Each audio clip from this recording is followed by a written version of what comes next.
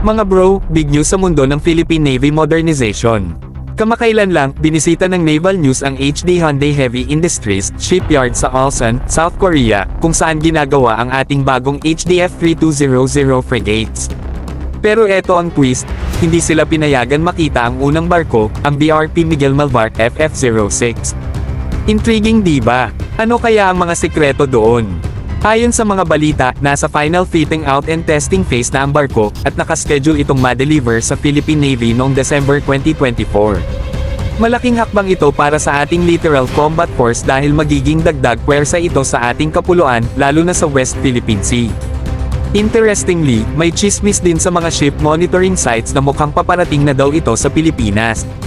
Pero ang tanong, nasa South Korea pa kaya talaga ang BRP Miguel Malvar, o nasa karagatan na ito patungo sa atin? Alam nyo naman, mahilig sa surprises ang mga ganitong proyekto mga bro. Kung totoo ngang parating na, magiging napakalaking milestone ito para sa ating Navy. Ang HDF 3200 frigate ay modernong barko na may kakayahang mag-operate sa iba't ibang misyon, mula sa maritime patrols hanggang sa combat support. Hindi lang ito panibagong asset, ito ay simbolo ng progreso at seguridad para sa ating bayan. Hindi lang ito tungkol sa pagpapakita ng kapangyarihan sa dagat, kundi pati na rin sa pagrepresente ng ating kakayahan sa mas mataas na antas. Ang pagdating ng BRP Miguel Malvar ay tiyak na magdadala ng bagong pag-asa para sa ating Navy at sa buong bansa. Stay tuned mga bro, dahil simula pa lang ito. Maraming exciting na developments ang paparating, at siguradong magiging karapat-dapat ang bawat hakbang para sa mas modernong Armed Forces of the Philippines.